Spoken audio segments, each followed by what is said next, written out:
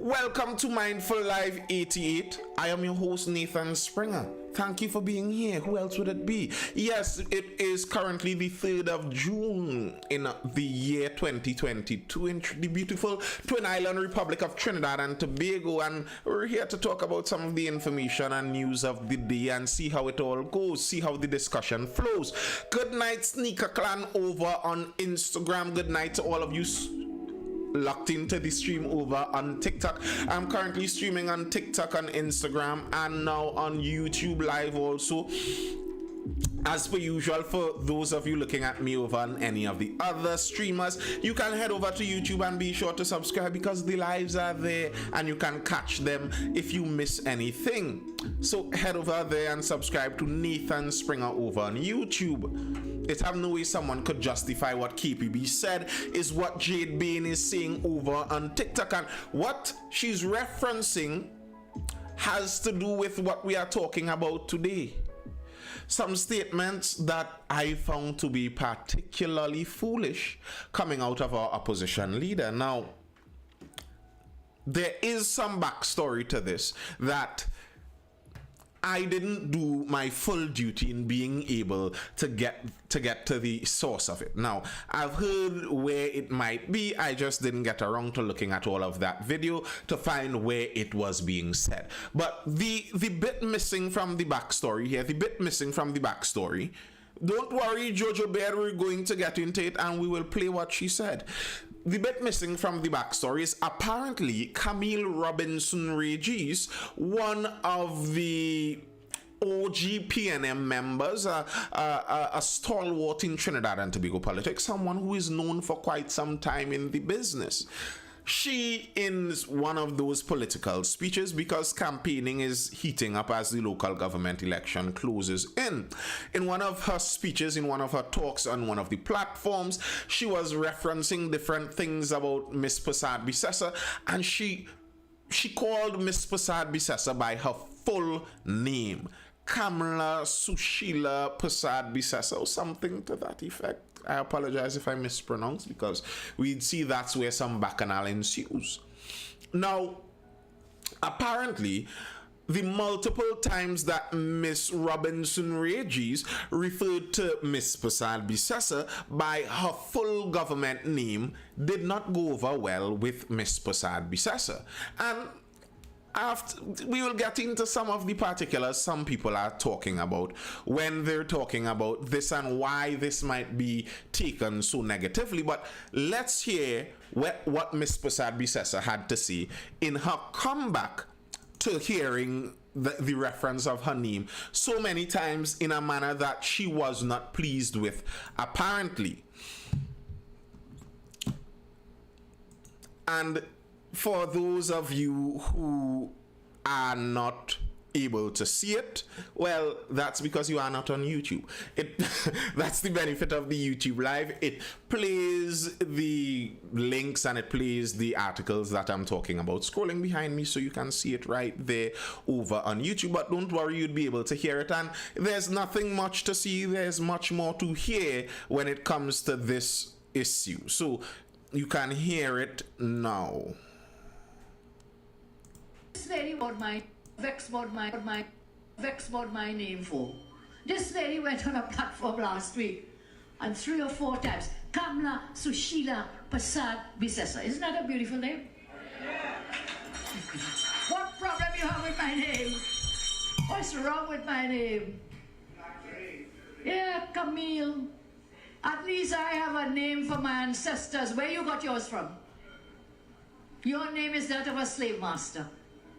So be real, understand. We respect you, we respect ourselves, and I vex about my name is that of a slave. You got yours from? Your name is that of a slave master. I have a name for my ancestors. Where you got yours from? Your name is that of a slave master. At least I have a name for my ancestors. Where you got yours from? Your name is that of a slave master. So be real, understand. We respect you, we respect our...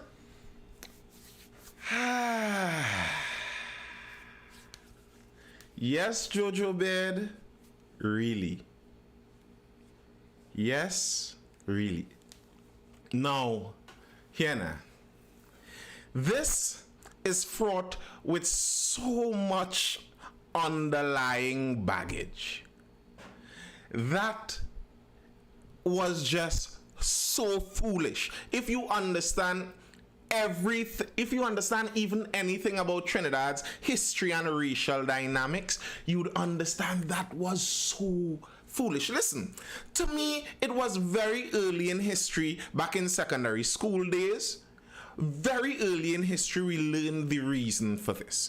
That the two major ethnic racial groups that make up Trinidad and Tobago, the Indo-Trinidadians, the Afro-Trinidadians, they came here some time ago, but they came with different stories. The Afro-Trinidadians, by and large, were brought here as slaves. They were enslaved. They were kidnapped, stolen from their lands over in Africa, majority in Western Africa. In some cases, yes, taken by other Africans, etc., etc., etc. But however, they were taken against their will, stolen, placed on ships, brought across to the Caribbean, and they were placed here. Because they were slaves, their entire identity was purposefully erased.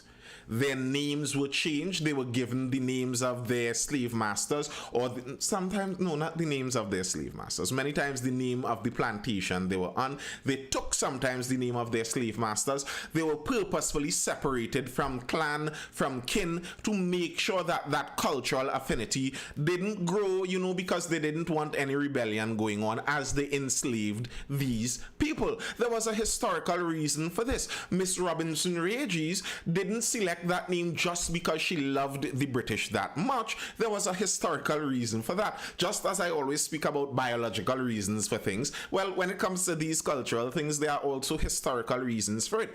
There's a historical reason. And then for the Indo-Trinidadians, they came here as indentured laborers. Granted, that wasn't necessarily a good thing. That wasn't necessarily a good thing. It wasn't that they came and had an easy time and a lovely time, but it nonetheless was something different. When they came here, there wasn't that effort to remove their culture. Now, I could understand, and I've said this in previous videos, I could understand why the Indian culture, usually in many places that you see it develop, why they hold so tight to each other. Because sometimes, for example, as the indentured laborers, when they came here, they were advantaged. They were seen as less than. They were looked down upon. So all they had was their culture. So they turned in on their culture and their kin and their people, and they held on tight to it. Understandable, and maybe it helped many of them survive some very difficult times in their own way. Granted, I understand that, but I think when it comes to comparing such things, you must have a more nuanced understanding of history. For you to say that my name comes from my ancestors, where does your name come from? A slave master? That's a direct comparison between those two. And what is the conclusion one is to draw from this? That somehow your name is better, superior, because it came from the ancestors, and her name is to be looked down upon because it came from the slave masters. And maybe that might have been an argument if you could have said that she went back in time and decided that she would stand with the slave masters and name all of her ancestors after Europeans. Maybe that would have been an argument then, but she didn't have any fault. She didn't have any part to play in the historical atrocities that caused those name changes that currently exist. So, I don't understand what the comparison was supposed to bring. Now, I've heard some people in defending this attempt to highlight the fact that Miss Camille Robinson Regis was playing the same racial game that Miss Prasad Bisessa was playing. That when she called her name so many times, she was playing that racial game. And I'm trying to give that an honest view as I can. And there is some reality to that. There's some reality. There's some truth to the fact that many Indo-Trinidadians, many people in the Indian diaspora, are sometimes made fun of because of their cultural and ethnic names. Many times when you want to insult someone or scold them, you use the person's government name is all. That is true. Very true. Very true. But some people were trying to make it seem like it's a racial insult that Miss Robinson Regis was giving, because in turn there seemed to have been a racial reaction. So the racial insult was linked, and this is what I saw some people suggesting. I'm speaking from what other people suggested in their defense of it, and I'm trying to give it as solid a view as possible. That in many cases, people in the Indian diaspora, we inside good night, easy 868, good night, in the Indian diaspora have been made fun of because of their cultural and ethnic names. Sometimes you do see I remember a meme that was going around sometime, and the first time it went around, it was just funny. The second time it went around, there was some bacchanal with it, where I think it was a meme, I can't remember the picture in the background, but the general suggestion was telling Indian parents to give their sons good English or European names, because a young lady who may be looking to call such a name in times of heightened romance would much prefer to call an Edward than a Rajesh. And that was the meme. And we could understand in Trinidad culture, if we're being honest, and we're not trying to be too walking on eggshells, we could understand the joke in that, where you get the joke. But in the second time I saw that meme going around, I saw some people pointing out that there were some prejudice things inside of that. That it's something that you became accustomed to in the European culture that we have developed as a society. And that is true. That is true. No doubt about that. I do not deny that. And there is some prejudice in that, in the naming of people and in the naming of people that aligns more with the common superior culture in this Western world. Granted. And yes, people make fun of some Indian names. We went to school. Let's not be dishonest. It is true. But to be honest also, honest as a Trinidadian, generally speaking, the name KAMLA isn't the usual made fun of name. Like, that's not the funny Indian name that people tease you about in school. The worst that I usually see done with KAMLA is KAMLA.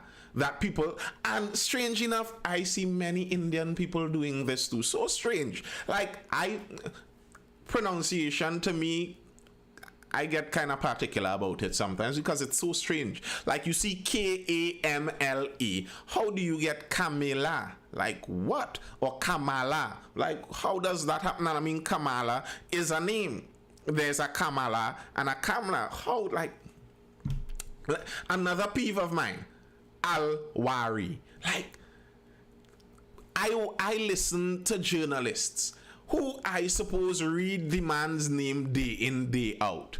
And you see ALRAWI. And we reach to Al-Wari. I'm like, oh, pronunciation doesn't matter. Anyway, I digress. All that to say, even if you're talking about, yes, there is racial prejudice against some Indo names, and some people make fun of names, Miss Pasad Bisessa's name isn't the kind of name that people generally make fun of.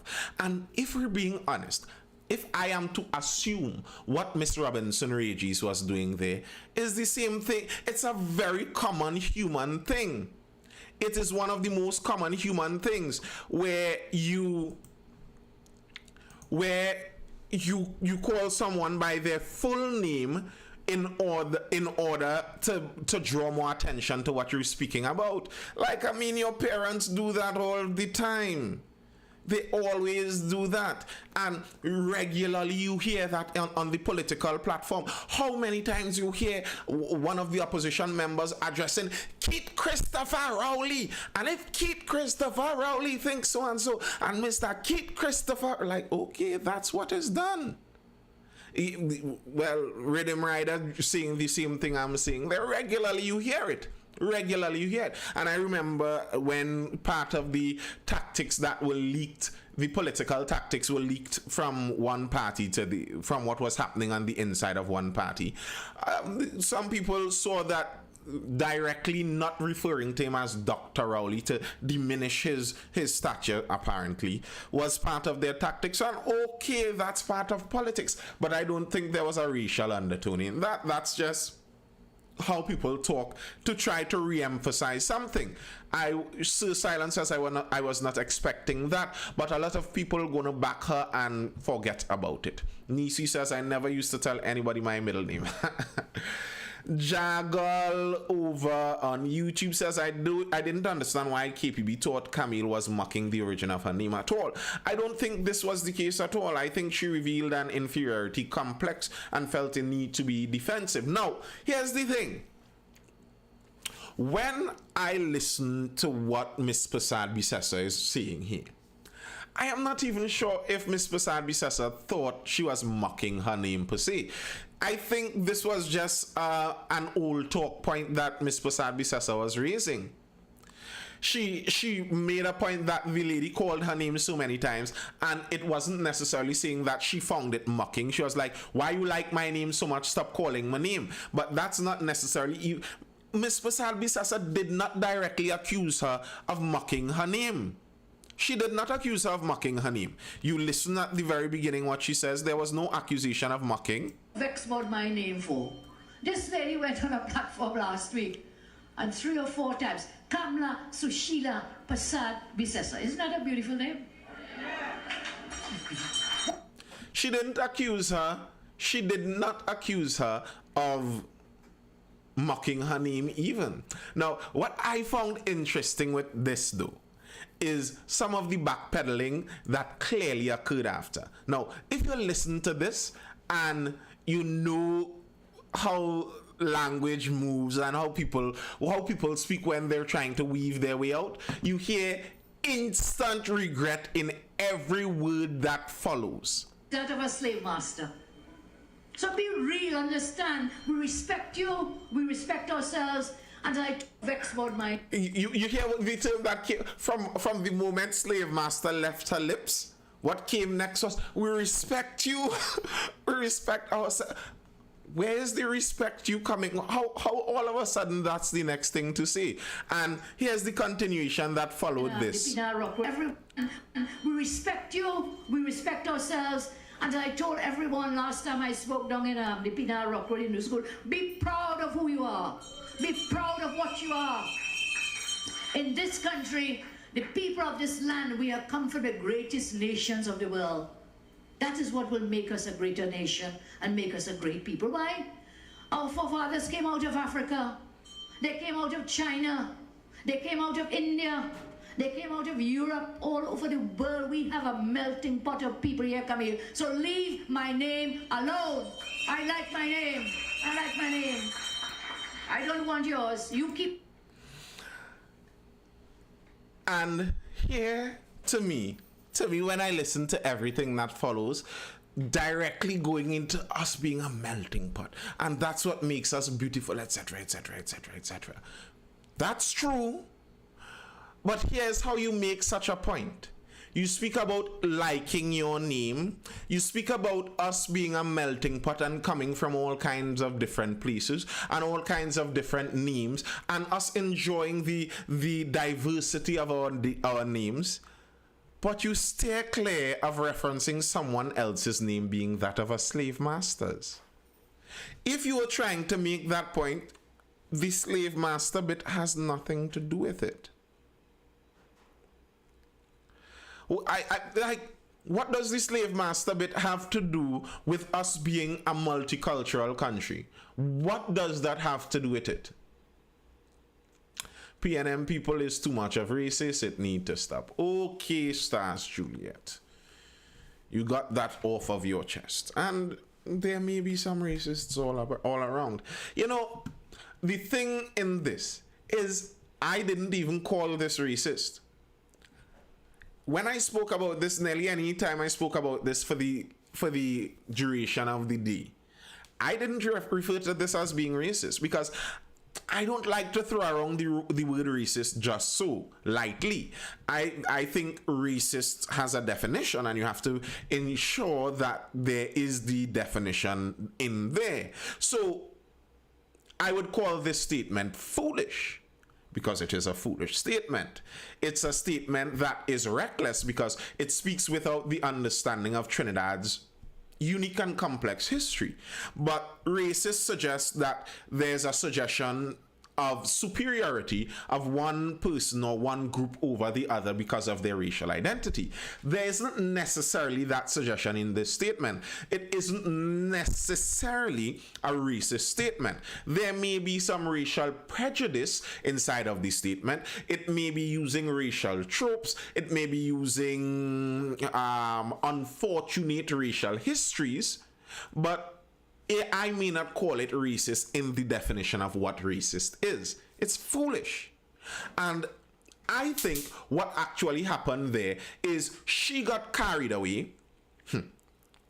She got carried away in what we were speaking about previously, in how Trinidad uses many Trinidadian politicians use the inbuilt tribalism that they already find in this country, and they use that to their benefit to get people to behave how they want them to behave. And I think she was going down that road, and she got caught up in that us versus them tribalism, building it up till she reached to that extreme point. And I saw someone commenting on one of my posts over on Facebook, and they were saying that they grew up in an Indian family, just by the way.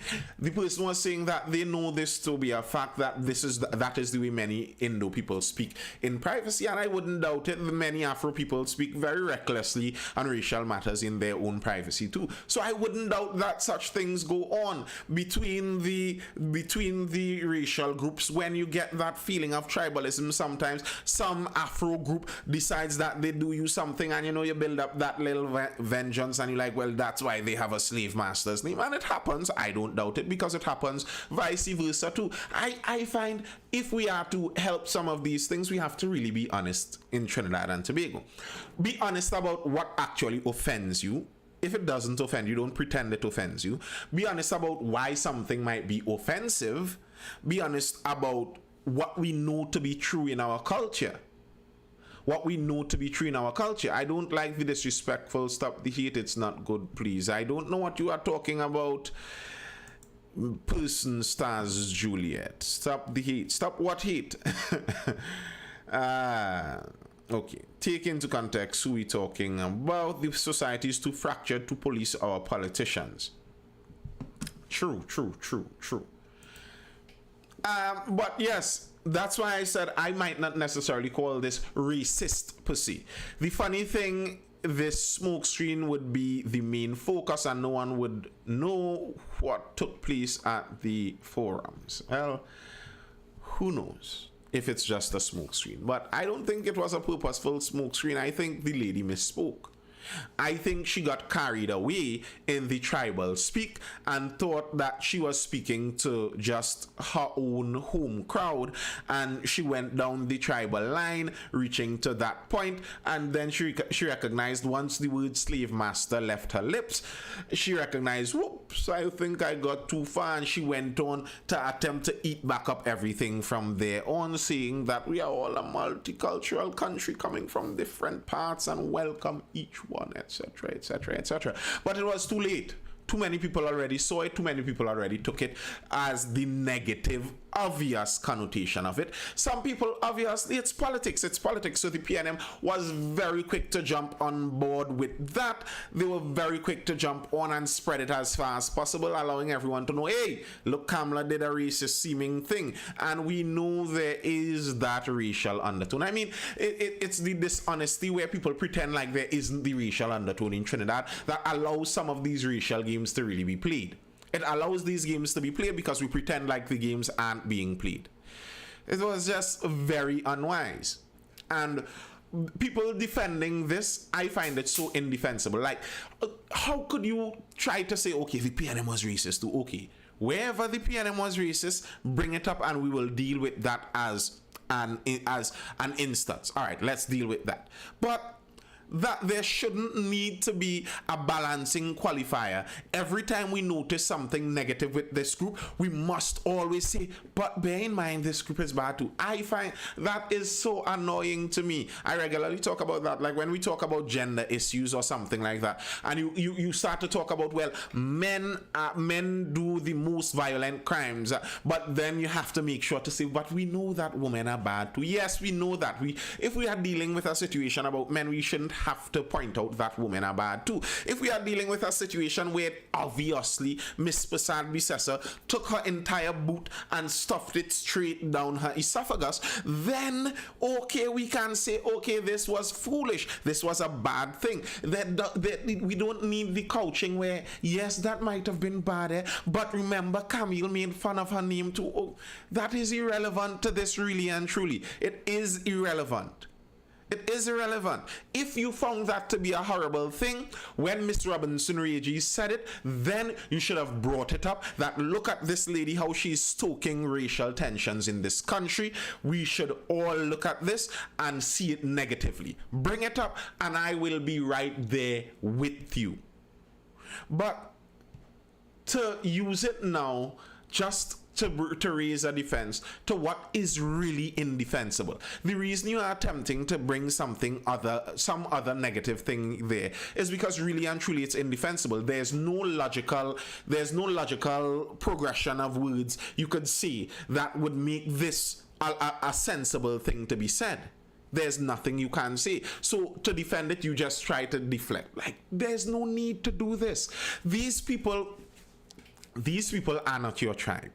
If you are in Trinidad and you would like to stay in this country, you'd like this country to succeed, then if you are dealing on the political landscape, Trinidad and Tobago is your tribe. These people aren't necessarily your tribe. Don't let these people convince you that you must defend their foolish statements. If they say something foolish, you can admit they said something foolish. And here's the thing, you could still vote for them while admitting they said something foolish.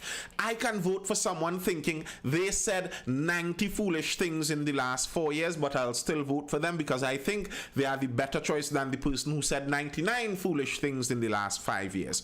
Okay, maybe that might be the case, but do not let them drag you to the point where you have to be crawling on your back, reversing logic, doing logical gymnastics to try and defend the indefensible from them. That's very unwise. That's very unwise.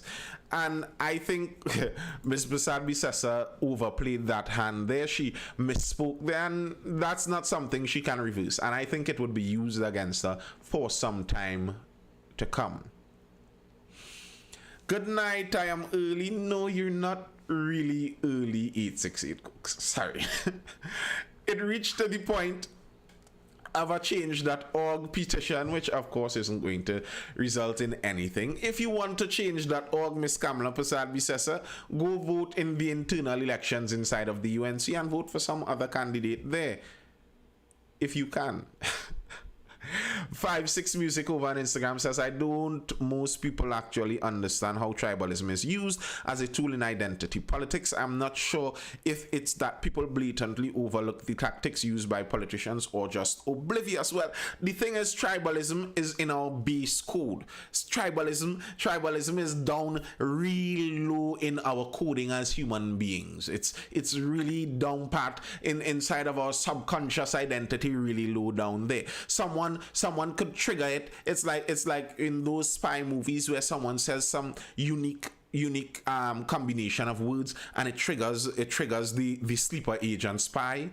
Umbrella, 5, 6, 9, black moon, dust, and it triggers. That's how tribalism works. It's inbuilt in humans, and it's understandable. It's how we survived through time. It's how people survive. You have to be, it's common sense. You trust people closer inside of your tribe more than you trust people outside of it. That's kind of survival 101. If you don't do that, then you tend to die, because people trust people inside of their tribe. They see about the interests of people closer to them first. So it makes sense. But when it comes to these larger countries, a lot of that tribal rhetoric is used as a technique to just use people, as it was, subconsciously, without some people even recognizing the effect of it. without some people recognizing the effect of it. When Kamla Persad-Bissessar said this there, what she's hoping to say there, she isn't hoping that people feel sorry for herself with her name being Kamla Sushila Persad-Bissessar. That's not what she's hoping for.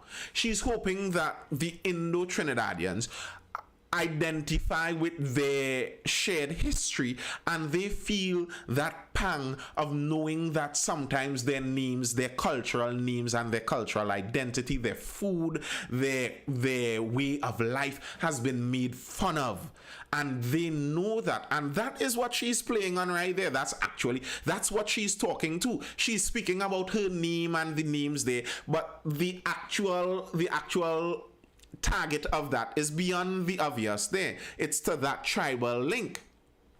And the Indo-Trinidadians would know that common shared history, which is true, and you can't deny that. It is factual. Some Indo-Trinidadians and some Indians across the entire Western world. It's a common trope even in some comedy movies. You make fun of the smell of Indian music, of Indian food, the sound of Indian music, the Indian dance. It's a comedy even, and she plays on that. And be proud of your ancestors and your culture, etc., etc., etc. And the Indo-Trinidadians can feel the sense like, this person speaks for me and the other person is against me, so I must stand with this person. So when someone comes and says, listen, what Miss Persad-Bissessar said there was out of place and out of time and not really a sensible thing, you feel the need, like, I kind of have to defend this because this is my tribe. While in fact it has nothing to do with your tribe. It has to do with a politician trying to get more power and knowing exactly the words to say to get into your subconscious to feel like, this must be something I must defend. Shai Panda says every time these situations come up, it shows that most Trinis not ready to have these types of discussions. I don't even believe that. I think we just need to know how to have the discussions and to actually have the discussions like I am trying to do right now.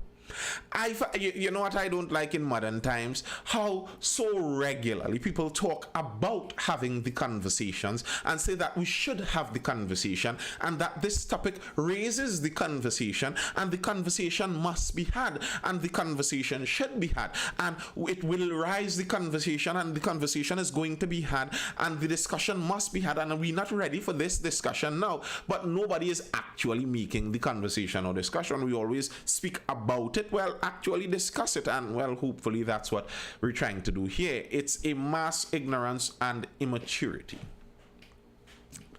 Possibly, but let me show you why I say this is tribalism. It is not that it is actually someone on your side, in your favor, in your batting in your corner, hoping for only your good. It's tribalism in pursuit of power.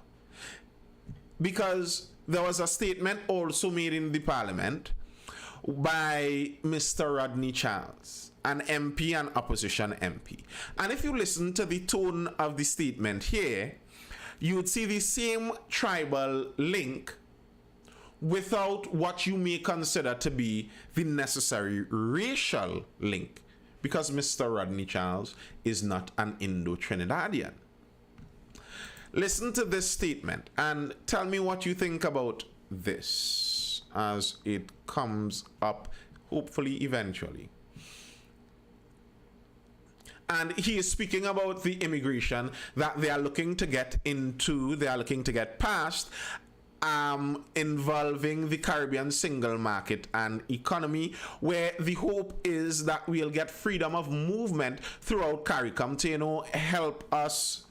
to, better help us unify as a region, increase our economical strength and resilience, etc.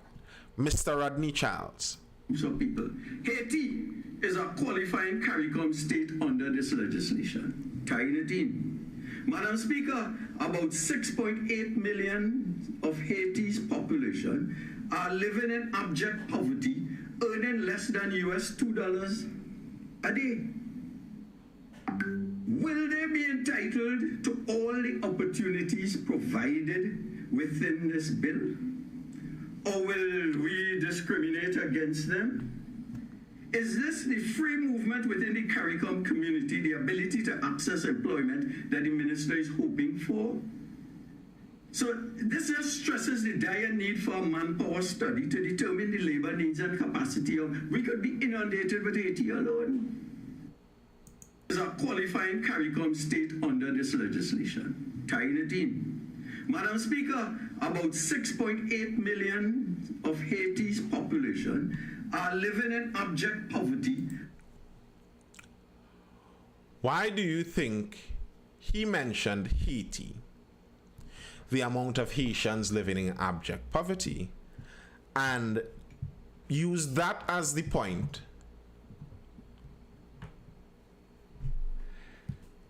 to speak against Caribbean immigration? Here's the thing. I don't fully disagree with what he is saying. With the core of what he is saying, I don't fully disagree.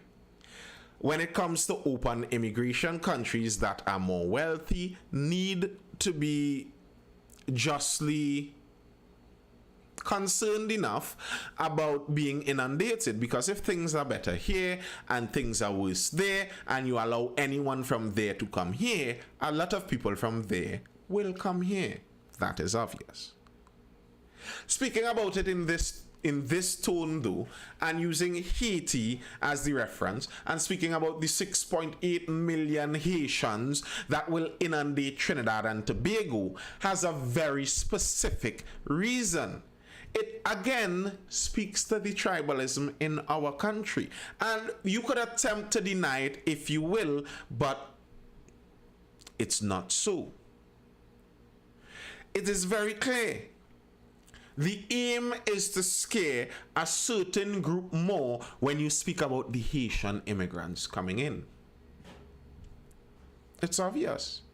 It is a fact. And it should, with justifiable reason, it should be understandable why certain groups may be more worried about immigration of other groups. It's understandable. There are demographics to worry about. The Prime Minister, in response to this, was speaking about how the UNC is undermining Trinidad and Tobago and CARICOM, and he connected this back to the issue of the Caribbean Court of Justice, the CCJ, which for some time the Caribbean has been attempting to have as our final court of appeal for all the CARICOM territories, and the opposition does not want that, the UNC does not want that, and even in that there is this undertone, understandably. And tell me if this makes sense to you.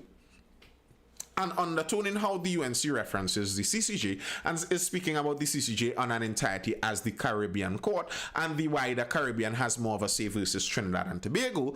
There is a reality where the demographic makeup of the wider Caribbean is different than the demographic makeup of Trinidad and Tobago.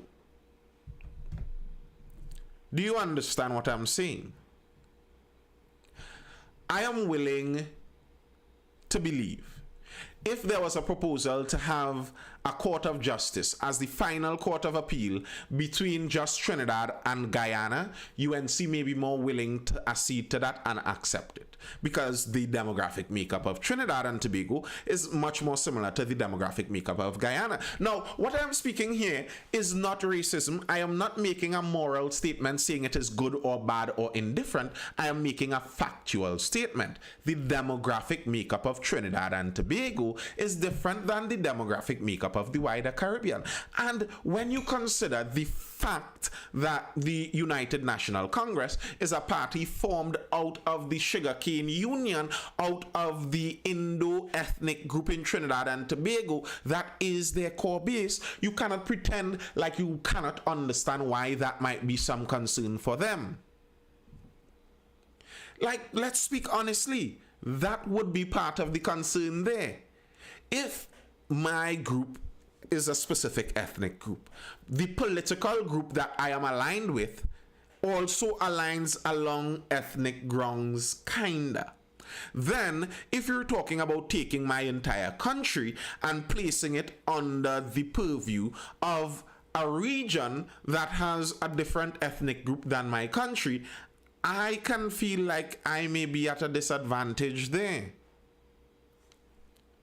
Isn't that a plausible assumption?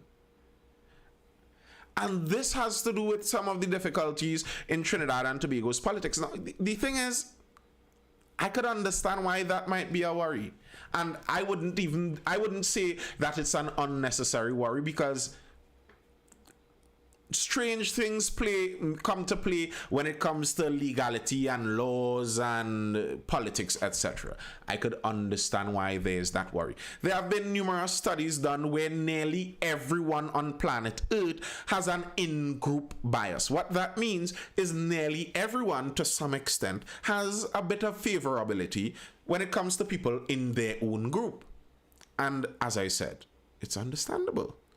You would have more favor to someone closer to you, because they are the people more likely to help you, etc., etc. Actually, I think there was only one group that did not have a higher in-group favorability, and those were the white liberals in the United States, and that's a strange group of people.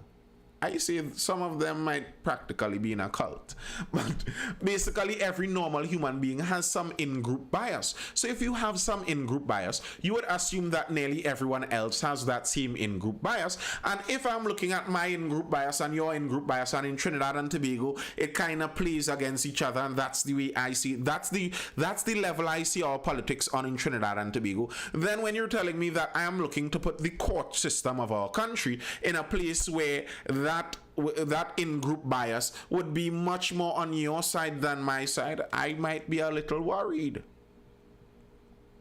This should not even be everyone, should already be mixed. Trinidad like to separate.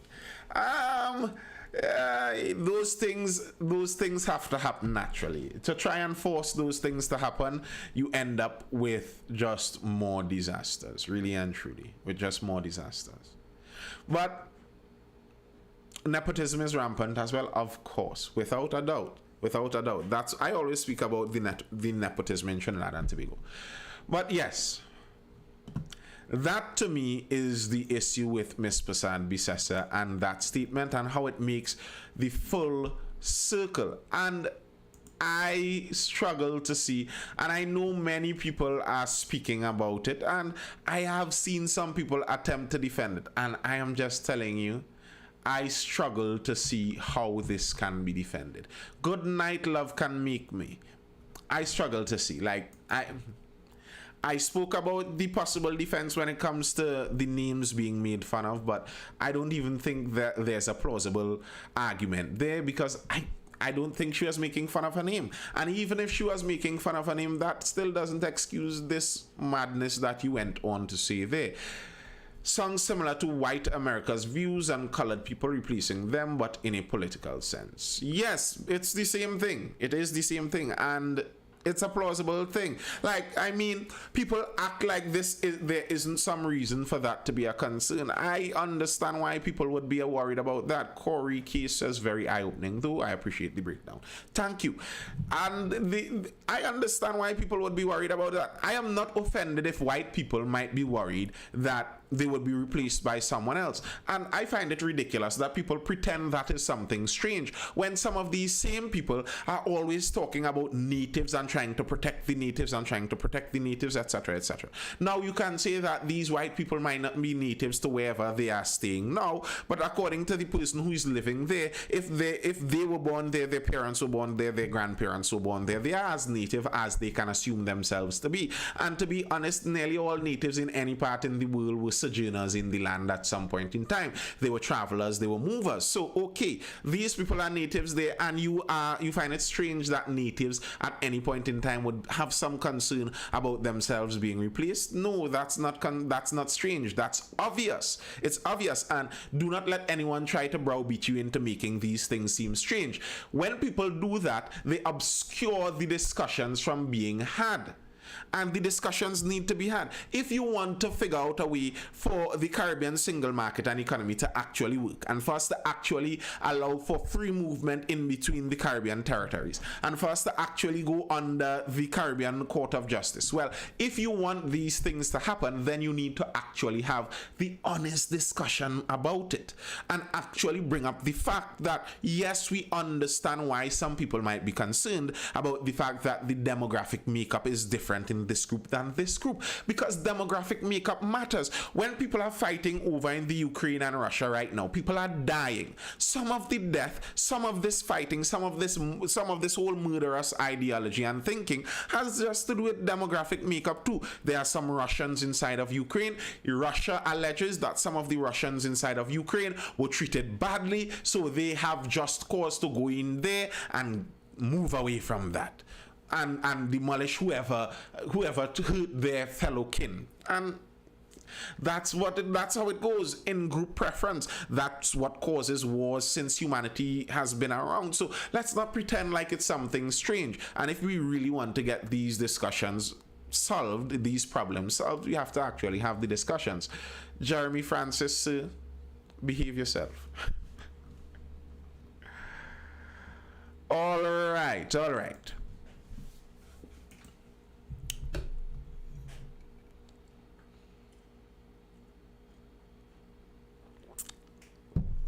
Once you're viewing the live, or if you're viewing this anywhere on repeat or anything as such, be sure to hit that like button, drop a comment, follow, subscribe, share the live. Sharing it isn't a problem too. I don't mind that at all, especially when it comes to the YouTube. If you take in the YouTube live and you find that this is some good stuff, be sure to share it. Send it to someone. Hey, take this unit long, but while you're on work, some of you public servants who really work hard during the daytime, you could put it in your headphones and it's some good listening. Just join. Good night. What's the topic? Well, the topic that we spoke about before had to do with Miss KAMLA Prasad's Bisesa and her very unwise statement about the names and their origins, and why that statement was in particular so foolish. But we are already past that topic now. If you want to take that in, you can head over to the YouTube channel, Nathan Springer over on YouTube. Be sure to subscribe over there. 5-6 Music says, understanding that we all have some level of bias. Should it be that we put first the identity of tribe or nation? No! Goodness, no. Goodness, no. Having the understanding that we all have that some level of bias, that should be used to understand and evaluate how we make decisions.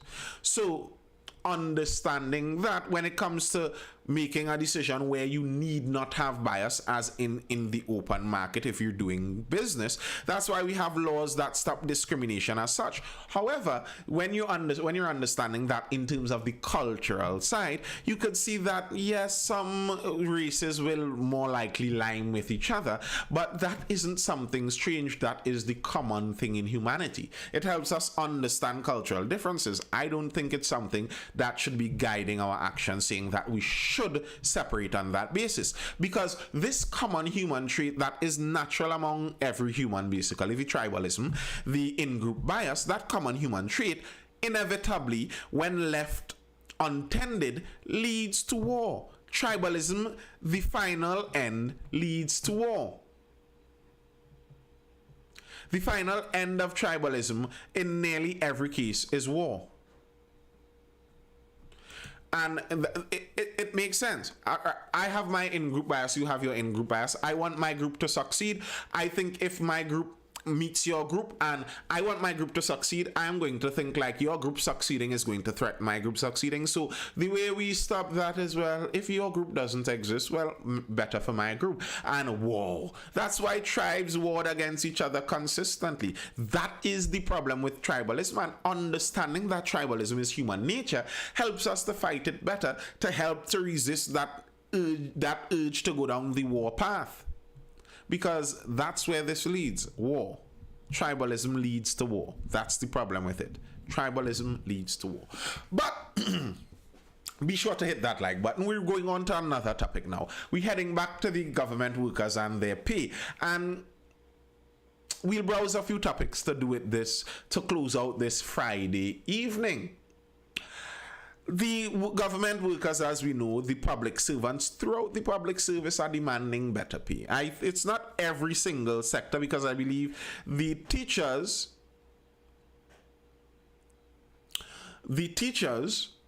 I believe, have a different negotiation tactic, and they're working based on the market schedule. I believe I heard the head of tutor talking about that, and they have a different meeting with the CPO. But the general public servants, they're out there demanding more money. They want better pay. And as I keep saying, this is one of those difficult things when it comes to me trying to understand how this works.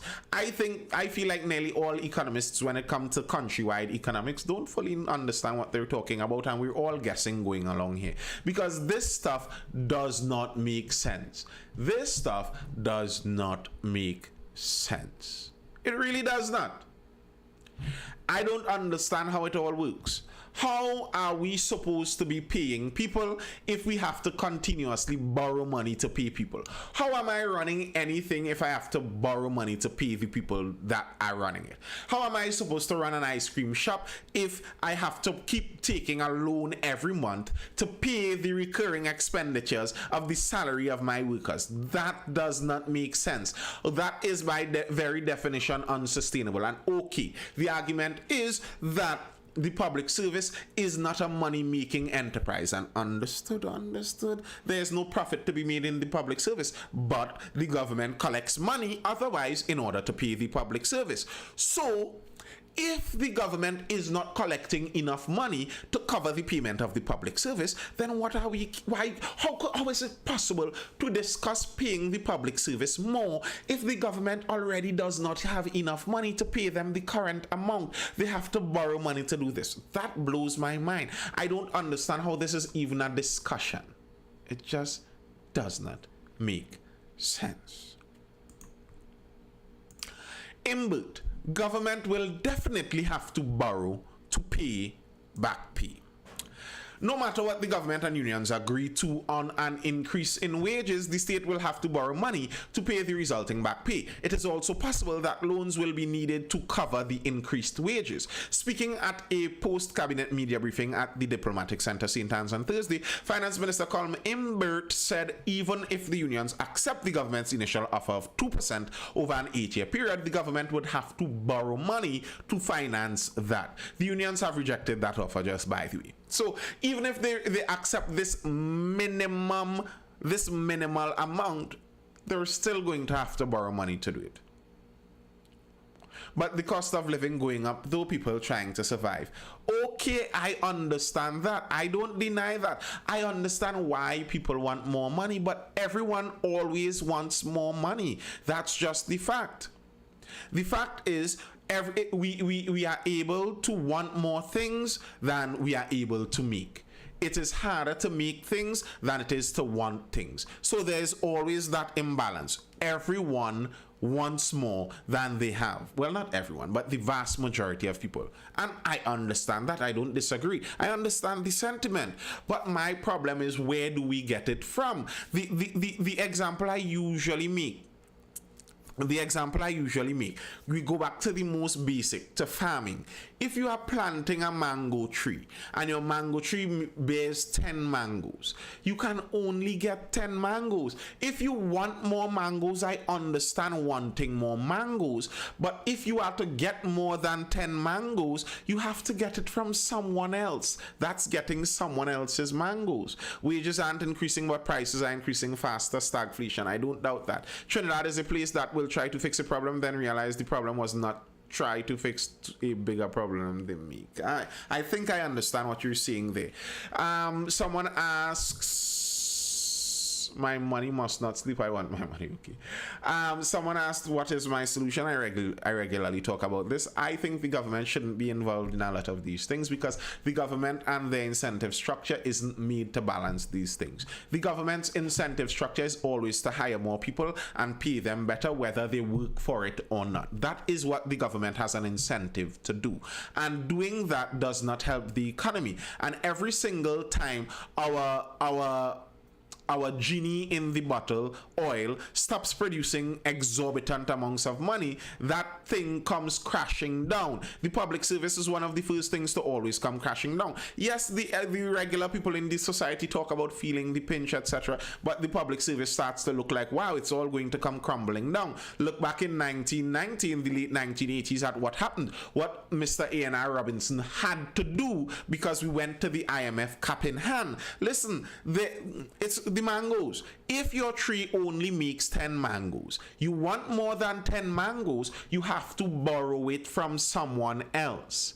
So if you have a lime and each person in the lime wants a mango, and you invite 15 people to your lime and your mango tree only produces 10 mangoes, you have to borrow 5 mangoes from someone else.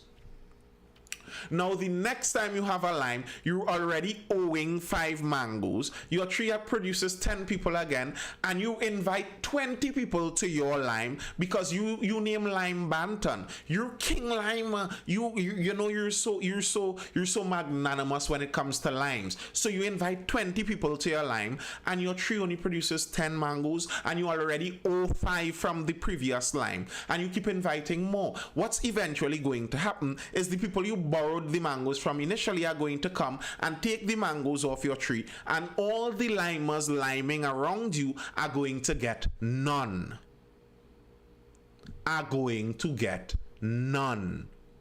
And that is the direction we are headed in.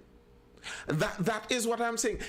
I am not saying all the limers that came and lime around the tree. I understand why you want a mango each. It makes sense. You want that mango. But you must understand, you are liming under a tree that produces a limited amount of mangoes. If the tree is producing a limited amount of mangoes and too many of y'all are under it demanding too many mangoes, they would have to borrow the mangoes. And okay, you are saying the people climbing the mango tree and distributing the mangoes, the management is not doing a good job. The management is not distributing right. I understand that. Good, they aren't.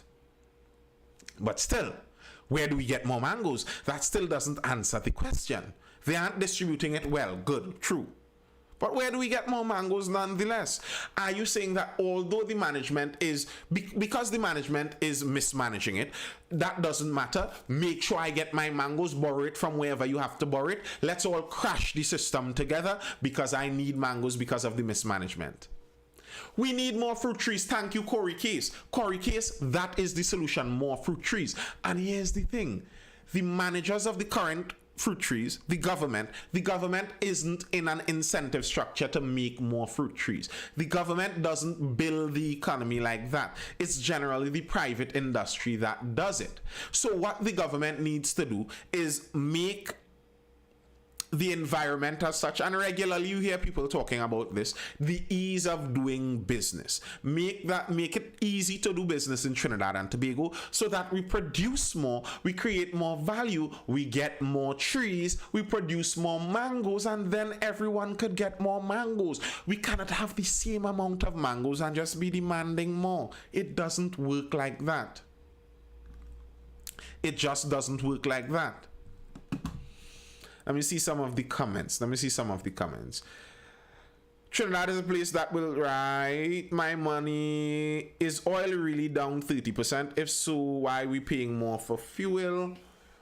Oil, I don't think oil is down. Oil is up. If the GDP output constantly increases at a high rate, costs start hiking up until consumer debt gets too high and nobody can buy anything, crash.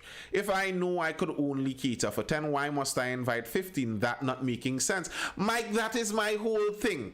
But the government keeps doing that. The government keeps hiring more and more and more and more and more and more people. People in Trinidad have the assumption that no matter what I do, there's always a government work waiting on me. Whatever you do in life, there's a government work waiting on you.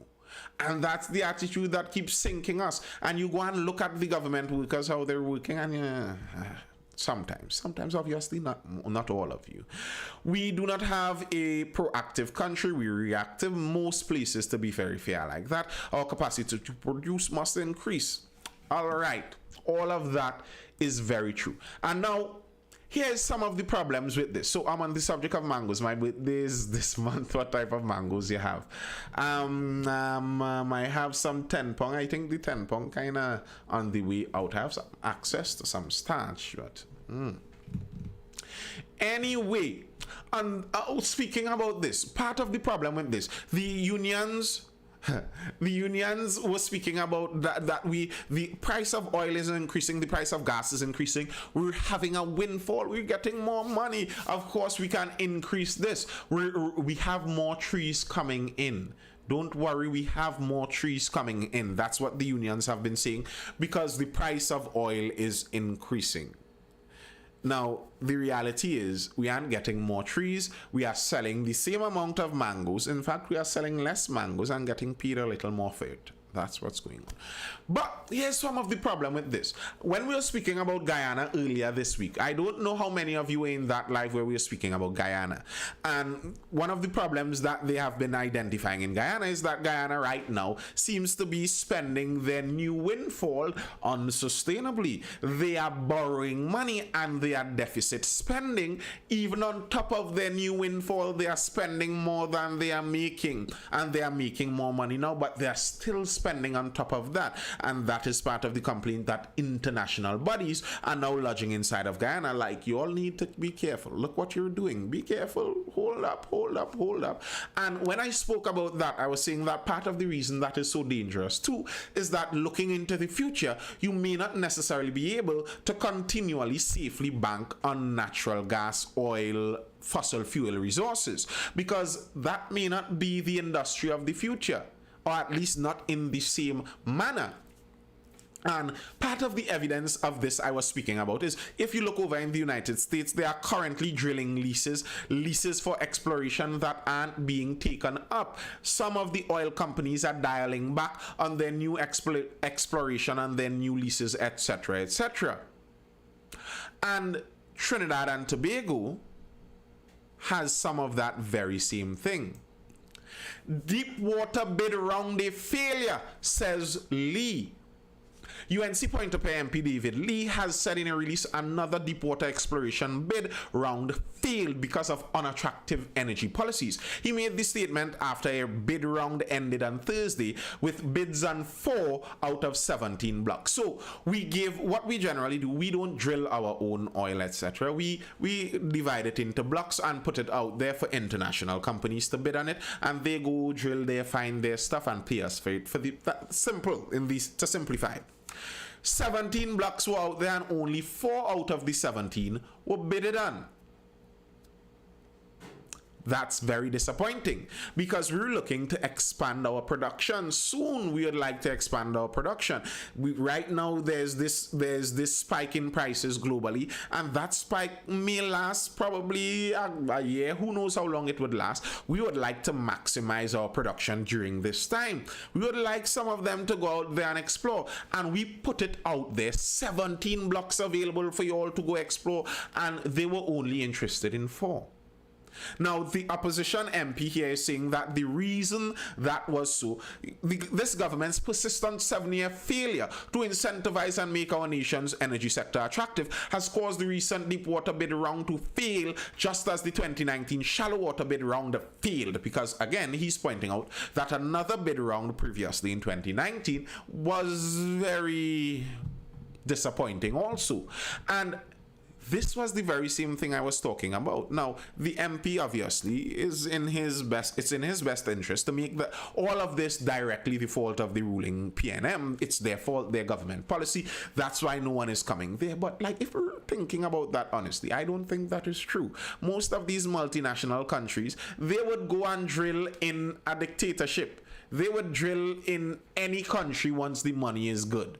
They don't really care about that politics so much. I wouldn't doubt they donate to every single side anyway. So I don't think it's really the policy of the country per se that is stopping exploration.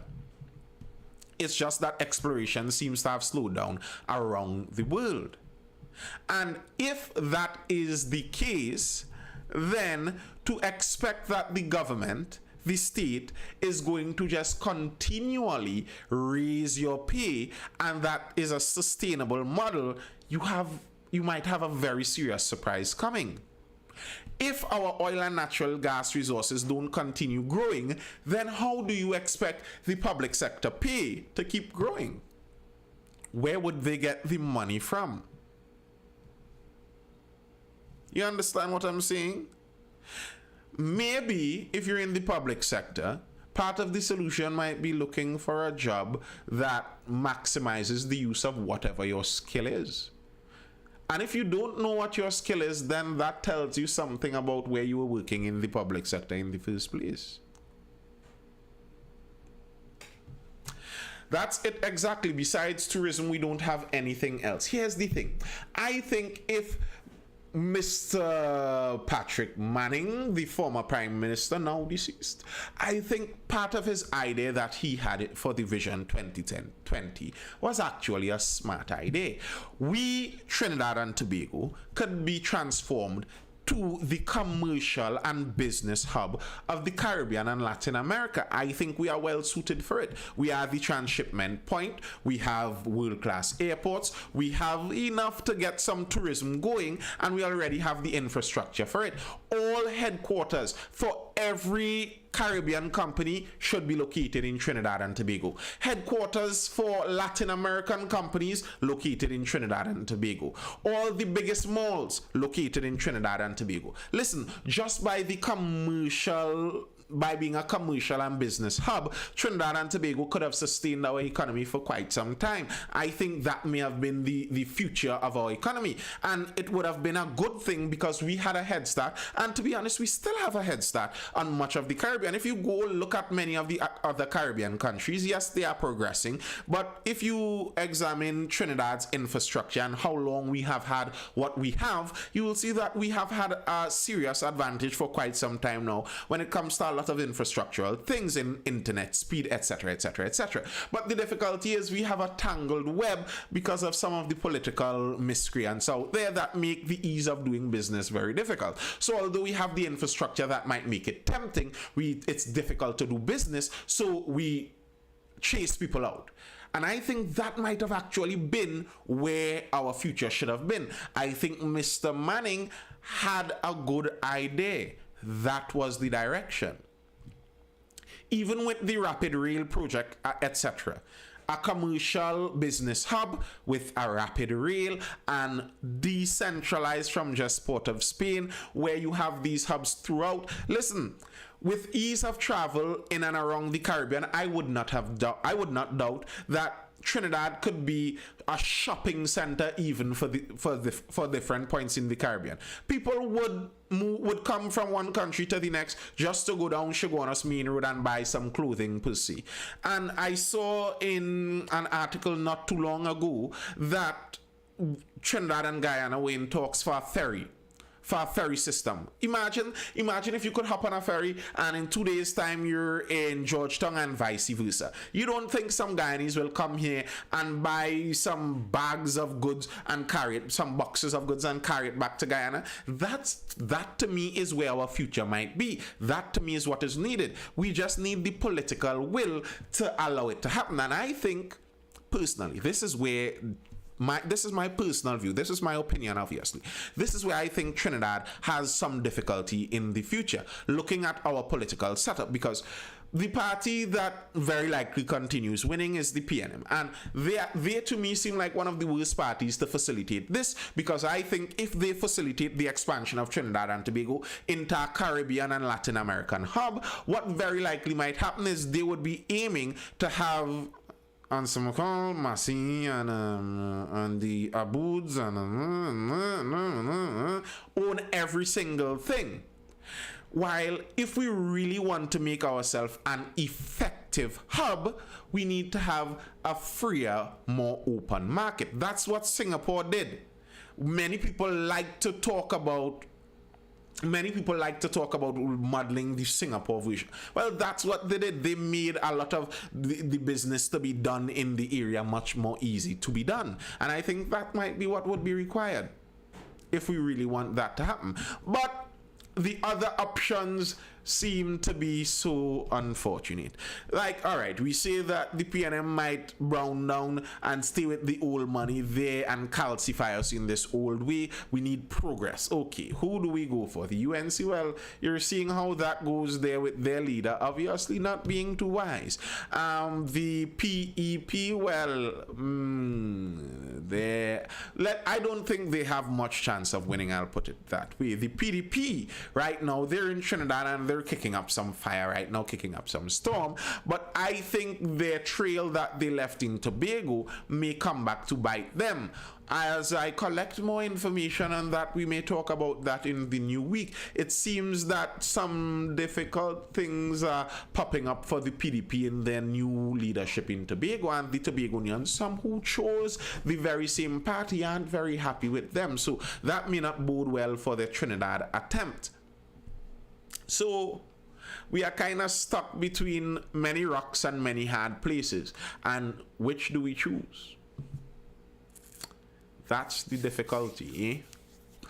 All right, for you folks over on YouTube and Instagram, that's all I have for now. Thank you for joining me. I hope you're educated, informed, or entertained, and I will see you again for the next Mindful Live. Not tomorrow, but next week at Monday at 9:30 p.m. or thereabouts. 9:30 p.m. And I'll see you then. Peace. I'm over on TikTok for a little while longer.